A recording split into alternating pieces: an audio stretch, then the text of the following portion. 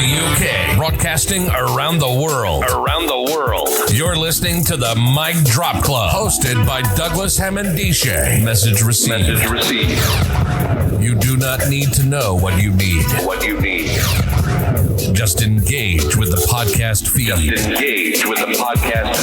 Providing weekly insights into cool stuff we've read, saw, did, or heard about what made us say, wow, eureka, damn, nothing is off limits. If it motivates and inspires you to reach your goals, then it shall be discussed. Featuring guest interviews from high performers and people of influence, and weekly awards for the best mic drop moment. This podcast is guaranteed to leave you pumped up for the week ahead.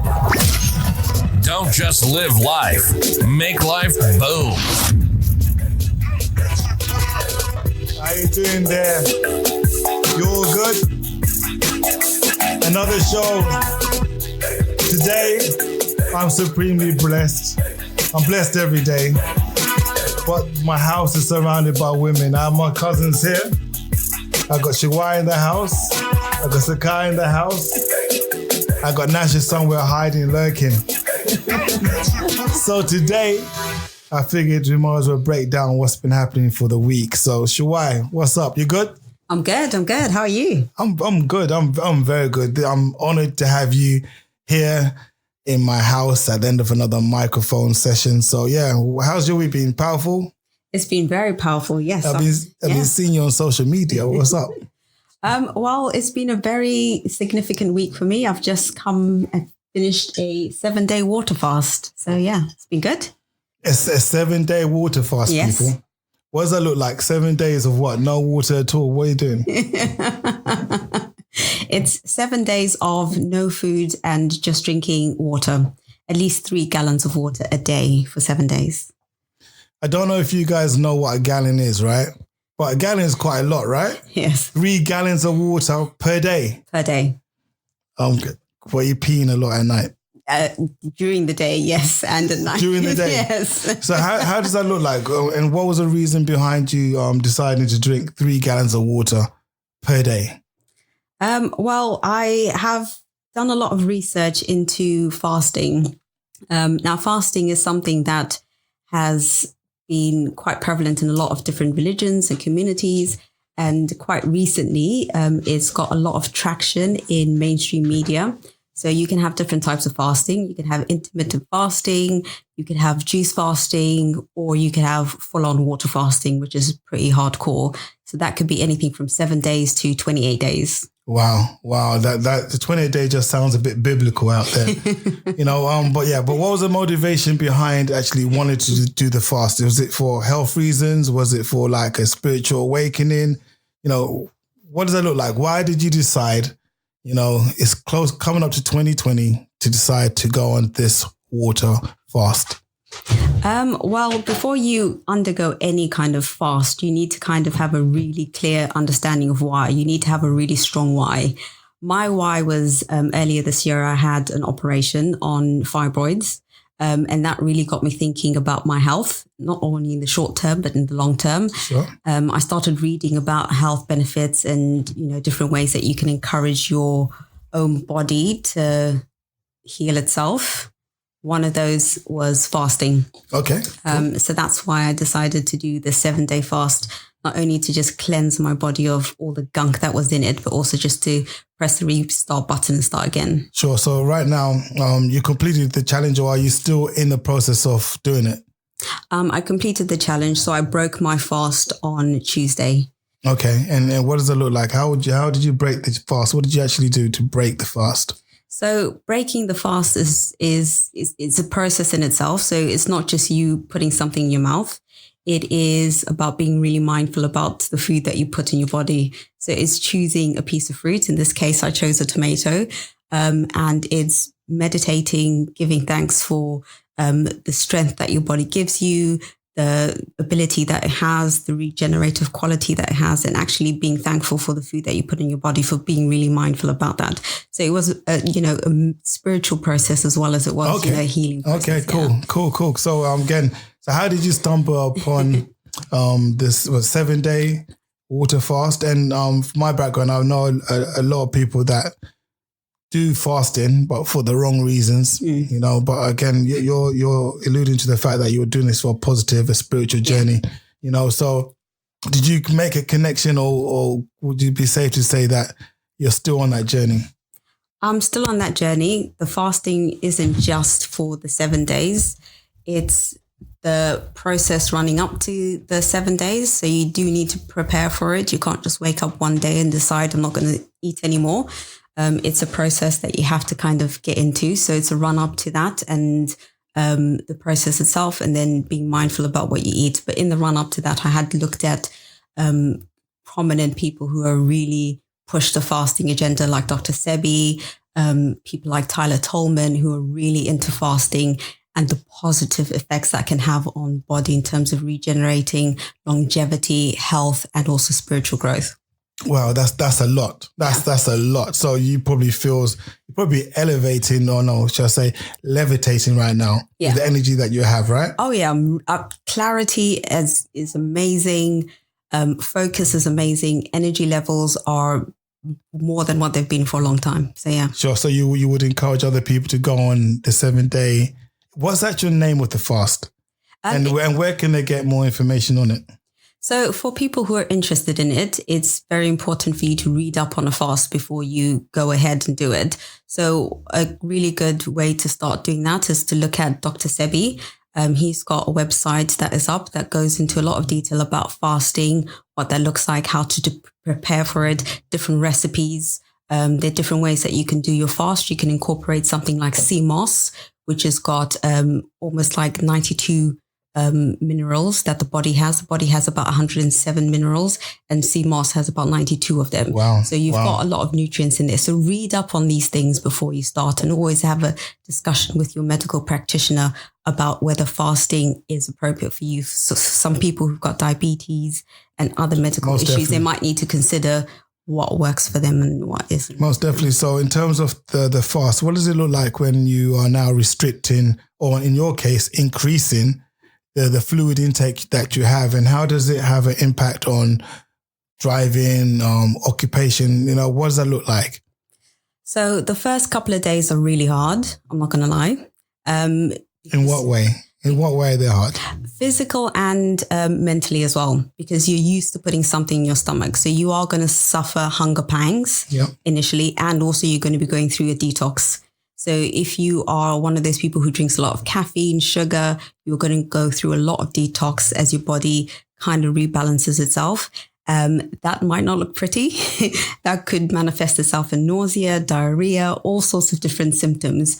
But you really need to push through, because once you do, and you start increasing the liquids, which is also not easy. Not everybody drinks as much water as they should do.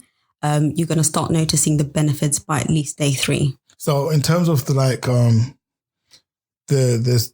side effects, for example, if you're coming off caffeine, particularly, or the sugars, and these things can bring about odd behaviors. Yes. You know, the sweating at night, you know, like I said, vomiting, say diarrhea, irritability, all these types of things. Is there something that you did in particular that helped you push through? Yeah, it's a couple of things. So on the physical side, what I tended to do was take a saltwater flush. So saltwater flush is a pinch of sea salt with some lemon. Okay. Put that in warm water in the morning. Let that sit in your stomach for about 30 minutes. That helps push a lot of things out of your body. So that helps the detox process. And in terms of mentally, it's really important to kind of meditate. Take the time to center yourself and really connect with why you're doing this, because when you know your why, you can go through anyhow. Yeah, most definitely. The why is one of those fundamental questions that a lot of people take for granted. It's very, very small word, 3 letters, but it's very profound, isn't it? Yeah. It's the foundation behind everything. You know, as a parent, I end up dealing with the what happened. I'm not really interested in the why. When the children are running amok in your house, they just want to know what happened. And the why is not really important. But when we try and do anything of substance, the why becomes a far more profound question to reconcile and come to terms with it. Because I guess, as you're saying, when you are going through the danger times or the darker times, day 3, you said, things start to get hard. Start going back to your why. So your why, did you write down your why anywhere, or have you committed that to memory?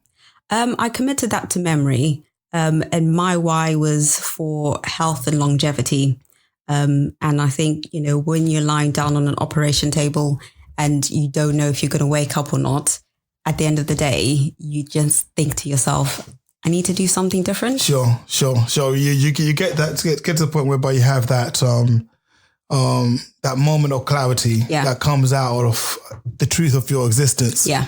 Sometimes people get a near-death experience for them to wake up. Yeah. So I applaud you for doing something as it's not revolutionary, but something as life-changing, I would say, as that, and actually putting out there. You put out on your Instagram, and I was reading it through, and I was thinking, 7 days, and I start picturing gallons. I don't know if you guys out there can picture a gallon. 1 gallon, and Shuvayi, she's a petite girl. I'm giving you guys a visual, and she's talking about 3 gallons. 3 gallons. So in weight, do you know how much weight 3 gallons is? It was heavy. Heavy. Yeah, exactly. You have an idea how heavy 3 gallons of water equates to? Okay, let's ask the guy. Sakai, can you Google that? Yeah, can you Google that? And let's see what 3 gallons. What does 3 gallons actually look like in weight? Because I know a lot of young people who have eating disorders. They do what's called water loading. So as well as restricting their food and fluid intake, or the food intake as it were, prior to being weighed, they go and drink lots of water to then give them. So I just wanted to try and find out how much is 3 gallons of water. It must be a lot. So did you feel weighty yourself? How did you feel when you were carrying this? Well, you actually going gung, gung, gung, gung, gung, gung, I was because I think for the first couple of days, I was at home, so I was okay. But when I had to go back to work, I had this big heavy bag with at least 4 different bottles of water to make sure that I've got the right weight of water calculated for that day, to make sure that minimum I've got through that amount of water. And then you realize as time goes on, you actually drink more and more water. But yeah, it's super heavy at the beginning of the day. Super heavy. It was very heavy. It must be. I can hear the clanking. Can you imagine walking around carrying 3 gallons of water? That's amazing. That's amazing. So were you supported by your work colleagues as well? My work colleagues didn't know. I think the thing with fasting in general, a lot of people might just assume or link fasting with you wanting to lose weight. Okay. And fasting is more than just that. It's about you giving your body a chance to rest, to clear itself of toxins, and also to allow it to regenerate itself, which is something it does normally. But because of the foods that we eat and the way that we eat, we don't allow our body to work to its optimal level. So sometimes having a discussion with people around fasting can be misconstrued to assume that you want to lose weight. Sure. And sometimes it's way deeper than that. It's about, allowing your body to do what it does best. Sure. And I guess your journey is personal to yourself. So sometimes we do like to form stereotypes, as I kind of did in terms of the young people that will do water loading to mask their weight loss. So my helpful assistance has just come back with some numbers, right? So 3 gallons of water, right? So what? Well, 1 gallon of water equates to 8.34 pounds. 1 gallon of water. So 8, 16, 24, maybe 25 pounds. That's a lot of water. That's a lot of weight that you're carrying around. And let's be frank and talk about some of the dangers that can come about when you don't seek professional guidance from your physician before you go on to these diets, because you can drink too much water if you drink the water in the wrong way. What things should you put out there to say, don't drink it in this particular way? So when you're thinking about drinking your water, do try and stagger it within certain hours so that you're not overloading yourself. But you are pacing yourself throughout the day rather than drinking too much in the morning or too much in the afternoon. You need to try and pace yourself as much as possible, and also listen to your body. When your body's saying it's hungry or it's thirsty, drink. So it's also about trying to just be in tune with your body, but very equally do, like I said, listen to your physician and find out from them how best it is for you to fast, because you might need to supplement some of that water with maybe a juice Sure. or maybe a vitamin drink to make sure that you are still balancing your nutrients if you might be deficient in some way. So, make sure that you always have a discussion around how best it is to manage your fast. And if you're feeling that actually you're getting tired and you're lethargic and you're not meeting your requirements for your water, make sure you're always having a discussion with someone because you might be dehydrated. So always keep having a conversation with your physician. Well, brilliant. So is this diet something that you will do again? And if so, would you do it again? And 2 questions. Would you do it again? And what were your personal lessons that, that you discovered? What did you discover about yourself that you're willing to share? Because obviously, I don't want you to bear everything. This is not what this is about. It's just about you to expose some of the things that you can expect to happen when you're going through this phase. Okay. So some of the things that you can expect, like I said, you've got the physical impact of it. But what people don't always talk about is the psychological and emotional impact of fasting. So, in some circles, what they say is every day that you fast, you go a year back in terms of any emotional trauma that you might have that manifests itself in different ways in your body. So you might, sometimes feel very teary, very sad, very angry. It's important to actually connect with some of those emotions, work through some of those things, because as much as it is a physical regeneration, it's a physical and spiritual regeneration. So I learned a lot about my past and how it's blocked me and impacted me, and how it's also manifested in the way that I eat. Yeah. So that's helped me view food very differently. And helped me view life very differently. So that's opened up a lot of gateways for me. In terms of fasting moving forward, they do recommend that you do that at least twice or once a year so that you are keeping on top of making sure that your body's at its optimal, and also you are connecting with yourself and growing spiritually. So it's a mixture of the two, but I definitely would say I'm a very changed person. Wow. Well, you look radiant. You're doing something right. Yeah. So I remember there was a quote from, I think, Steve Jobs in relation to food. I think it was appropriate, where he says that pay attention to what you eat, because one day, if you don't, food will be your medicine. So I guess if you're making the driving a campaign whereby people take a closer look at how they eat, why they eat, and what we put into our bodies, because again, our body is like a machine, isn't it? You have to take care of your machine. You cannot continue eating junk without side effects, the way we think. Yeah. In terms of the psychological stuff, the journey that you went through, did you have a mentor, somebody that you could speak to? Because I guess for some people out there, it could get really dark very quick. If you're talking about every day you do that, you go back a year. Yeah. There's some traumas I personally don't want to go back to without a lot of counseling. Yes. I will need people around me like 24/7 if I go back to certain stages in my life. So to the layman or to the person that wants to go through this, do you have any support in terms of who should be around you? Do you have to tell people really close to you that, look, watch out for me because I'm going to that place? I would say yes. I would say have 1 or 2 people that you are close to who know that you're going through this fast, that you can speak to, that you're close to, who can understand what you're going through. A lot of the times it is just about having someone listen to you and understand or work through some of these emotions or thoughts that you might be having.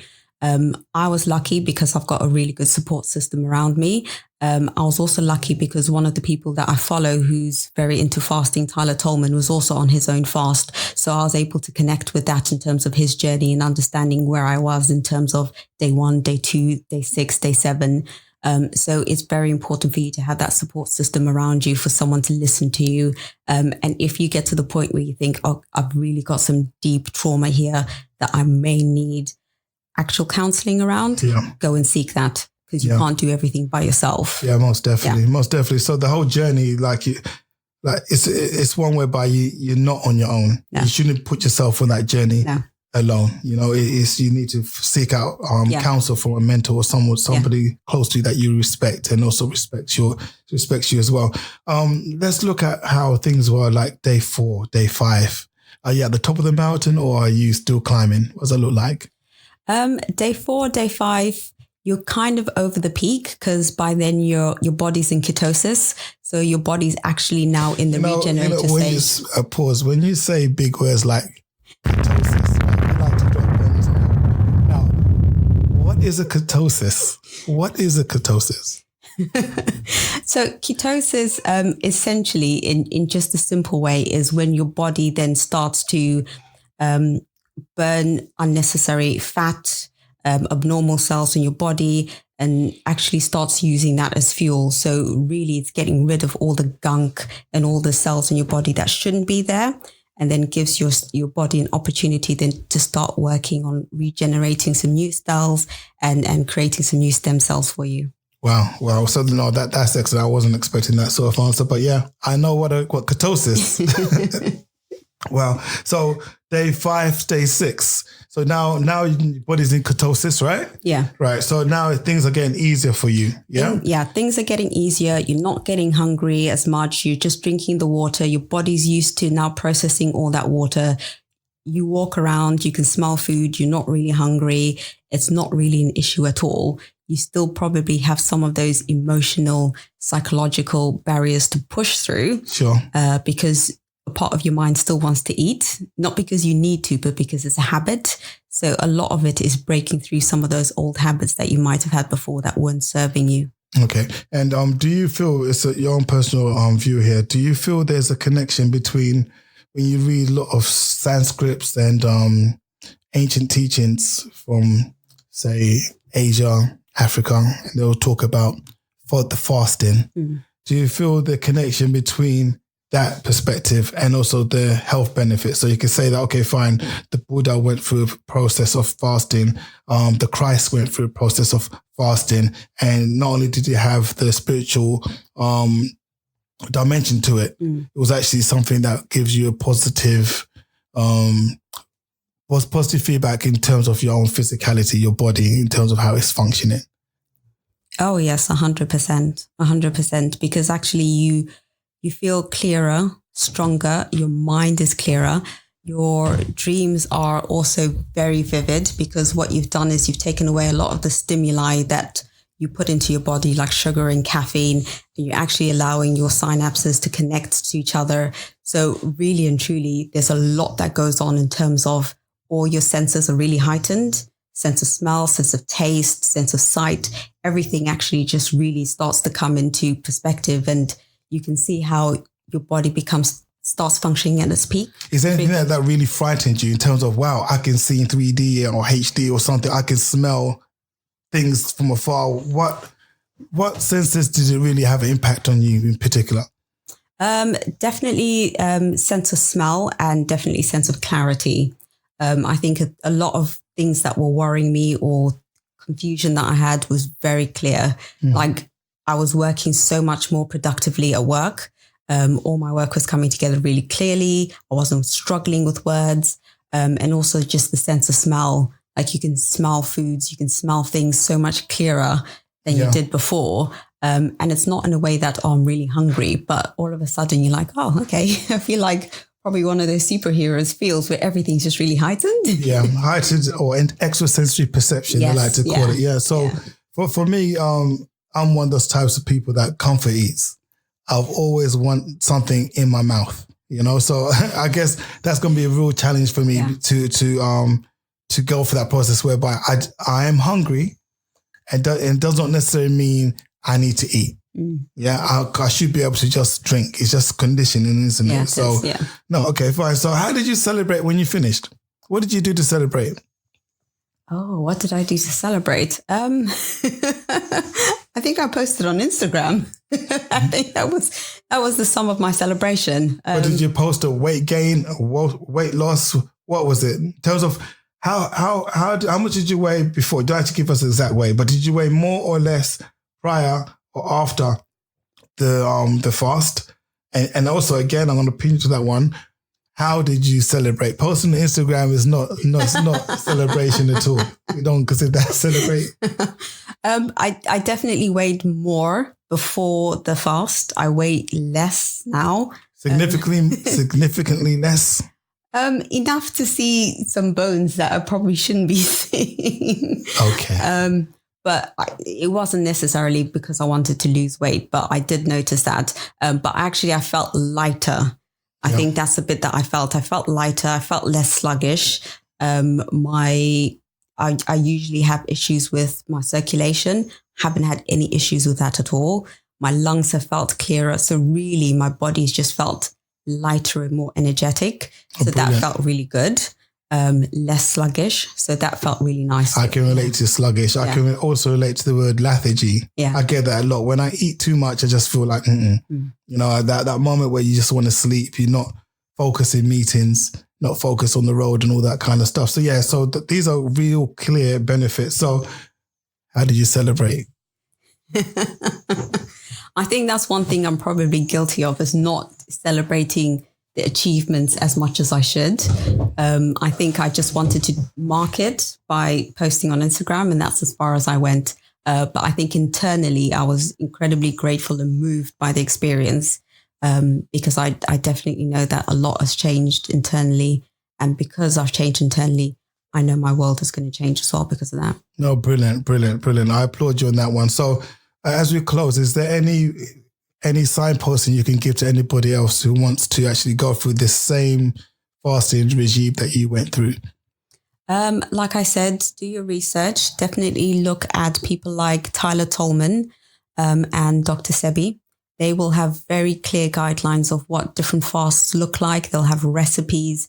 They'll have the benefits for fasting. They'll have things that you need to worry about, any top tips that you need to consider. And they'll obviously signpost you in terms of the foods that you should be eating afterwards and what you should be doing. So definitely have a read of those two people. That's brilliant. So Shuvayi, thank you very much. I'm sure you listeners out there have been informed and inspired to actually take the water challenge in a positive way. The benefits are being clearly articulated, and all the information is going to be ready on our show notes.